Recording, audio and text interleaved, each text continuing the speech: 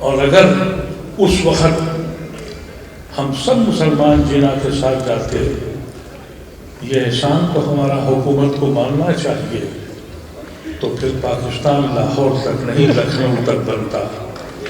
ہمارا احسان ہے، ہم نے پاکستان کو مختصر کر دیا اور ہمیں سزا دیتے ہو، تم ہم پہ ظلم کرتے ہو۔ اب تک جتنے بھی ہمارے اوپر حملے ہوئے ہیں، سب سے بڑا حملہ آپ کی اوقاف کا ہے۔ ہم کو لنچ کیا گیا، ہم پہ فساد ہوئے، ہمارے گھروں پہ بلڈوزر چلے، ہم اس لیے نہیں بولے کہ میرا گھر تو محفوظ ہے، کیونکہ ہم اپنی زندگی کے لیے جیتے ہیں۔ لیکن آج ہمارے پاس کچھ بھی نہیں بچا۔ آپ لوگ ہماری قوت ہیں۔ ہم نے سب سے زیادہ جو مصیبت جھیلی ہے وہ یہ ہے کہ اب ہماری حیثیت نہیں رہ گئی۔ ہم کبھی جانتے تھے، ہم جب علی گڑھ میں پڑھتے تھے تو اس وقت سیاسی جماعتیں کہتی تھی کہ کہیں میاں ناراض نہ ہو جائے۔ 2014 میں مودی ایک فارمولہ لے کے آئے کہ ہم بغیر مسلمانوں کے حاکم وقت بنیں گے۔ وہ بن گئے۔ ان کے بننے کے بعد ہر سیاسی جماعت نے یہ فیصلہ کیا کہ یہ تو ایک بوجھا ہیں، ہم کو اپنا ہندو ووٹ بچانا ہے۔ یہ ملک اس لیے نہیں بٹا تھا۔ مولانا آزاد نے جو بات کہی تھی کہ وہ یہ ذہن ملک نہیں بٹ رہا ہے کہ قوم بٹ رہی ہے، اور وہ قوم آج وہ حالت ہے کہ اگر کسی دلت کے اوپر کوئی لنچ ہو، بینچ مارے، تو ہر پولیٹیکل پارٹی وہاں جانے کو تیار ہے۔ ہمیں گھر میں ہمارے گھس کے یہ پوچھیں کہ تم کھاتے کیا ہو، مار ڈالیں، کسی کے زبان پر آواز نہیں آتی۔ کیسی بدنصیب قوم ہے یہ، ابھی بھی بٹی ہوئی ہے، ابھی بھی اشراف اور پاسماندہ میں بٹے ہوئے ہیں۔ ارے پوری قوم پاسماندہ ہو گئی ہے، بے حس ہو گئی ہے، سو رہی ہے۔ کب تک جاگو گے تم لوگ؟ اپنی حیثیت کو پہچانو۔ آج بھی بہت سے لوگ ایسے ہیں، میں آپ سے بالکل واضح الفاظ میں کہہ دوں، میں ذہنی طور پہ کانگریسی ہوں، کسی پارٹی کا ممبر نہیں ہوں، میں ڈیوٹی نہیں اٹھا سکتا ہوں کسی کی۔ اور جب میں پارلیمنٹ گیا تھا تب بھی یہ کہہ کے گیا تھا کہ آزاد جاؤں گا۔ اللہ تبارک و تعالیٰ نے مجھے وہاں تک پہنچایا۔ اس حکومت میں بیٹھا تو میں نے سب کے اوپر سے نقابیں اتر کر دیکھ لی، سب کو پہچان لیا کہ صرف اور صرف ہمارا ووٹ چاہیے۔ تابعداری کب تک کرو گے میرے عزیزو؟ کبھی تو حصہ داری مانگو۔ آج ہماری حیثیت یہ ہے کہ ایک ضلع کا ایک کینڈیڈیٹ، اس کو منایا جاتا ہے کہ فلاں کمیونٹی کا اتنا ووٹ ہے، اور تم کہاں کھڑے ہو؟ کوئی پارٹی آپ کے لیے بولنے کو تیار اس لیے نہیں ہے کہ آپ متحد نہیں ہیں۔ میں یہ نہیں کہتا کہ آپ الگ مسلم پارٹی بنائیں، میں یہ نہیں کہتا اس لیے کہ ہم نے فیصلہ اس وقت بھی کیا تھا کہ پاکستان بٹا تھا کہ ہم اکیلی دنیا میں نہیں بسائیں گے، اور میرے دین نے بھی مجھ کو یہی نہیں سکھایا کہ ہم اپنی دنیا بسائیں۔ ہم تو یہاں اس لیے بھیجے گئے تھے، اس زمین پہ اللہ نے اس لیے بھیجا تھا کہ ہم رحمت بن کے بنیں، دوسروں کو جوڑیں، اپنا پیغام دیں، لیکن ہم تو زحمت بن گئے آپس میں، ہم کو کوئی پوچھنے والا نہیں رہا۔ آج میں آپ سے کہتا ہوں کہ اپنی قوت کا مظاہرہ کریں، اور وہ حضرات جو آج بھی اس بیگ کو ساتھ دے، وہ پارٹیاں، ان سے تعلق توڑ لیجئے۔ اگر آپ کا سگا بھائی اور آپ کی بہن بھی ان کے ساتھ ہے تو ناطہ توڑ لیجئے، یہ دین کہہ رہا ہے آپ سے۔ کہہ دیجئے ان لوگوں سے، ان پارٹیوں سے کہ اگر تم نے اس کے حمایت میں ووٹ دیا تو کبھی ہماری بستیوں میں واپس مت آنا، ہمارے جلسوں میں، ہمارے کھانوں پہ، ہماری برادری میں آنے کی ضرورت مت کرنا۔ اگر یہ قوت بن کے تم اٹھتے ہو تو وہ لوگ جو ہمارے ووٹوں سے فائدہ اٹھا کر حاکم وقت بنے ہوئے ہیں، آج اندازہ آپ اس بات سے لگا لیں کہ اب یہ کہا جاتا ہے کہ میاں جائے گا کہاں، تو میاں جب ہی جائے گا جب میاں متحد ہو جائے گا۔ بدنصیبی یہ ہے کہ جس انداز کے اور جس طرح کے لوگ اب حاکم وقت ہیں، ان کو دیکھ کے شرم آتی ہے۔ اس ملک کو کیسے میں کہہ دوں، مجھ سے کہا جاتا ہے کہ گرو سے کہو، گھر سے کیا کہوں؟ انسان کو مار کے جشن منائے اور منتری ہار پہنائے اور ہم کہیں کہ جن کا گرو کریں۔ میں شرمندہ ہوں اپنے ملک سے۔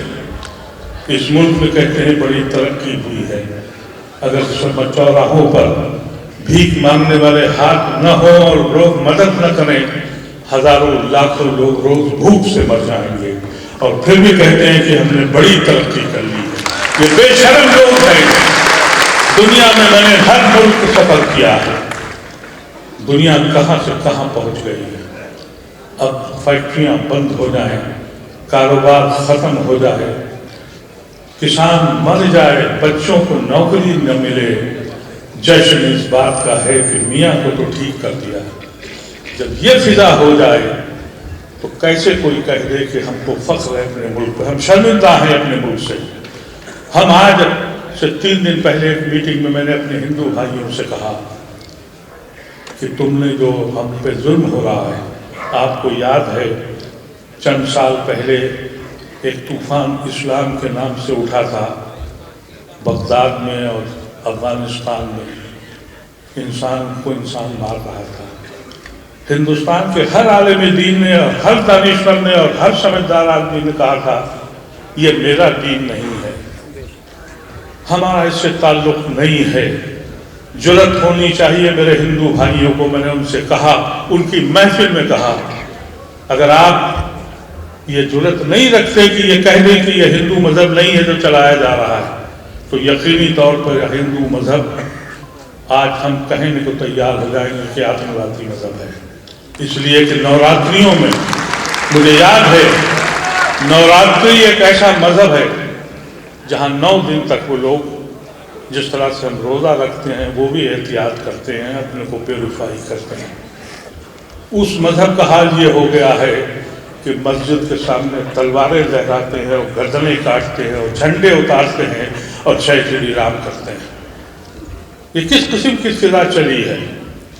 اگر یہی رہا، میں ابھی حضرت مولانا مجددی صاحب سے کہہ رہا تھا کہ میں نے علی گڑھ کی ایک محفل میں علی گڑھ سے پڑھا ہوں، میں نے علی گڑھ کی ایک محفل میں لوگوں سے کہا، اپنے نوجوانوں سے، کہ اگر جو لوگ اپنے کو سیکولر کہتے ہیں اگر وہ متحد ہونے کو تیار نہیں ہیں تو الیکشن سے ہٹ جاؤ اور پھر یہ تماشا دیکھو، ایک الیکشن سے بائیکاٹ کر دو، پھر پتہ لگ جائے گا۔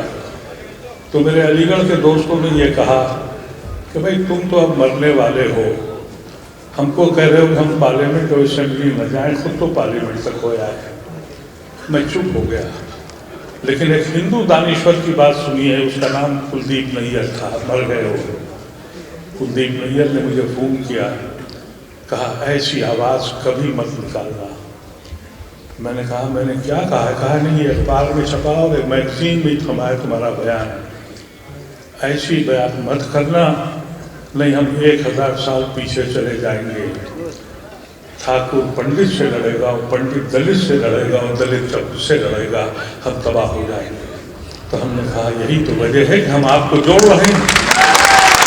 ان کا جو سب سے بڑا، جو ان کا فلسفی کرنے والا جو آدمی تھا، جس نے یہ بات کہی تھی ہندو فلسفی میں کہ اگر تمہیں اپنے عیب چھپانا ہے اور حکومت کرنی ہے تو ایک دھوکہ کھڑا کرو، ایک دشمن تیار کرو۔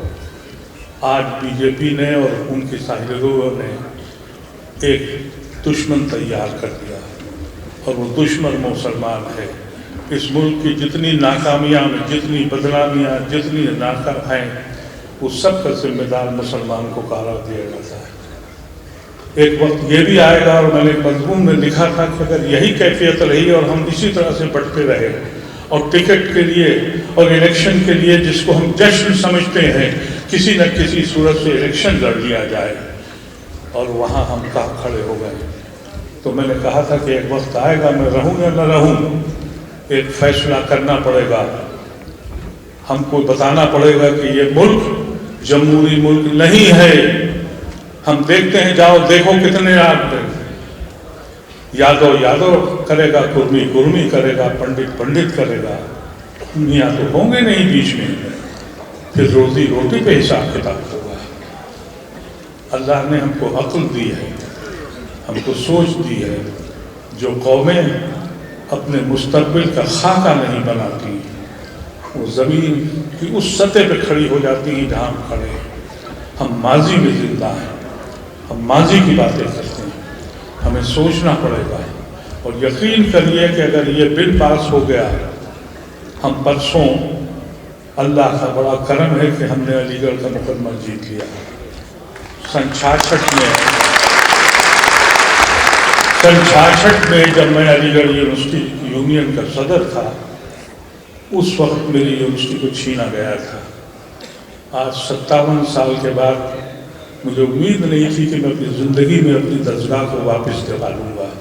اس کا کرم ہے کہ میرے بہت سے ساتھی اب دنیا سے چلے گئے، مجھ سے پہلے والی نسل ختم ہو گئی، میری نسل کے چند لوگ بچے ہیں۔ ایک فکر تھی، خیر وہ تو بچ گئی۔ مدرسہ کے مسئلے میں 2 ججمنٹ ایسے آ گئے جس سے دل نے کہا کہ ان پہ اعتبار کر لو، نہیں تو عدلیہ پہ بھی اعتبار نہیں رہ گیا تھا۔ لیکن یہ 2 ججمنٹ کا اختیار ہمیں دے دیا۔ اور جو اس وقت کی کیفیت ہے، اگر آپ دیکھیں کہ اس میں ہماری کوتاہیاں تھیں، مجھے معاف کریں میں 2 منٹ زیادہ لے رہا ہوں۔ کوتاہیاں یہ تھی کہ وقت کو ہم نے صحیح طریقے سے استعمال نہیں کیا تھا، اور وقت کو ہم یہ سمجھ رہے تھے، وقت میں کون لوگ جاگ بیٹھتے تھے؟ سیاسی پارٹیاں ان کو چیئرمین بناتی ہیں، ان کو ممبر بناتی ہیں جن کو وہ ٹکٹ نہیں دے پاتی ہیں، جن کو وہ اوبلائز کرتی ہیں۔ اور ایسے لوگ جاتے ہیں جن کو یہ معلوم ہی نہیں ہے کہ وقت کی زمین اللہ کی زمین ہے، اس میں خلد کرتے ہو اللہ کی زمین پر۔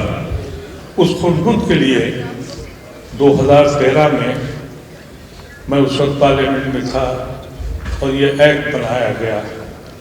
رحمان صاحب اس وقت منسٹر تھے اور میں ممبر تھا۔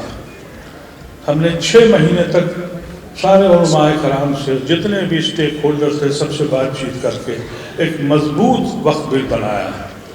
اور اس کی وجہ یہ تھی کہ ہم نے کہا کہ وقت کی زمین آپ بیچ نہیں سکتے، اس لیے کہ جب آپ اپنی زمین کو اللہ کے حوالے کر دیتے ہیں تو آپ اس کے مالک نہیں ہیں، صرف مینیجر ہیں، آپ اس کے متولی ہیں، آپ بیچ نہیں سکتے۔ یہ سب قانون بن گئے تھے۔ اور اسی طرح سے دہلی میں ایک مسجد کے نیچے 6 دکانیں 26 روپے پہ اٹھی ہوئی تھیں، اور بغل کی دکانیں 2500 پر۔ اس میں یہ قانون بنایا کہ ہم اسی قیمت پہ دیں گے جو مارکیٹ پرائس ہے۔ اس سے یہ اندازہ ہوا تھا کہ ہم اتنی آمدنی بڑھا لیں گے کہ ہم اپنے مدرسے، اپنے اسکول، اپنے کالجز، اپنے اسپتال چلائیں گے۔ 13 میں وہ بل آیا، ایکٹ بنا، 14 میں موصوف تشریف لے آئے۔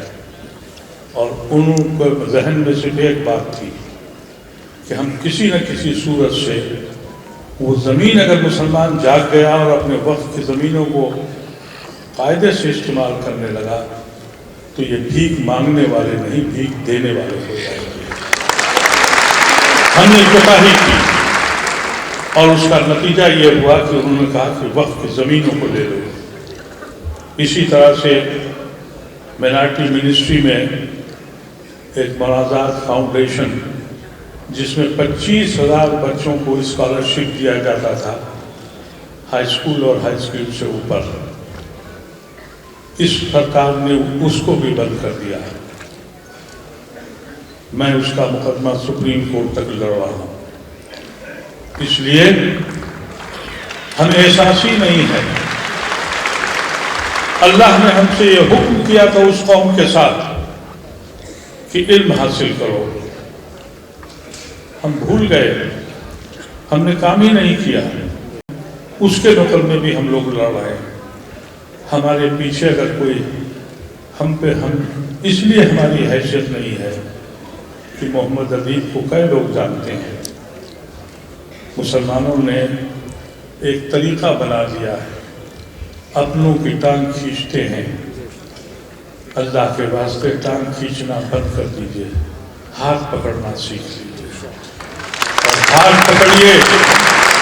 جو بھی جتنا کام کر رہا ہے، جتنا بھی کام کر رہا ہے، اس کو سراہیے، اس کا شکریہ ادا کیجیے. یہ میں کہیے کہ یہ 10 قدم نہیں چلا، یہ تو 3 ہی قدم چلا. جس کی جتنی سکت تھی اگر فیصلہ کر لیجیے.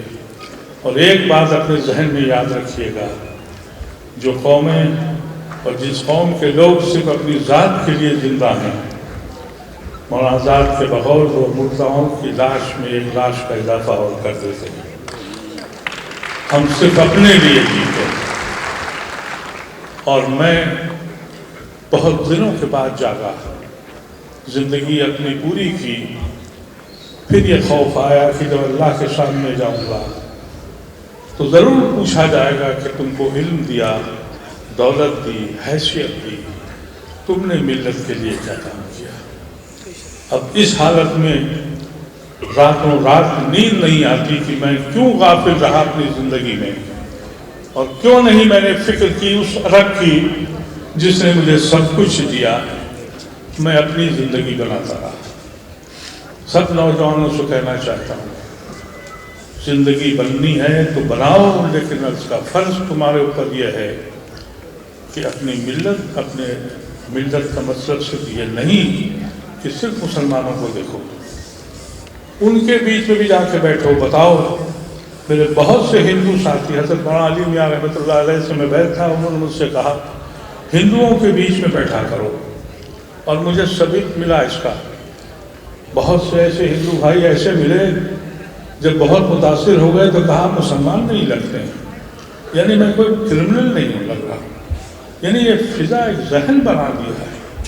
تو ہم سب کی ذمہ داری یہ ہے، حکومت ہند کو باور کر دیں، اور جو لوگ ان کے ساتھ دے رہے ہیں ان کو یقین کریں اور وعدہ کریں اپنے دل سے اور ایمان سے کہ ان سے ناشتہ توڑ لیں گے ہر قیمت پر انشاءاللہ. چاہے وہ آپ کا اپنا بھائی ان کی حمایت کر رہا ہو، آپ ان کی مخالفت کریں.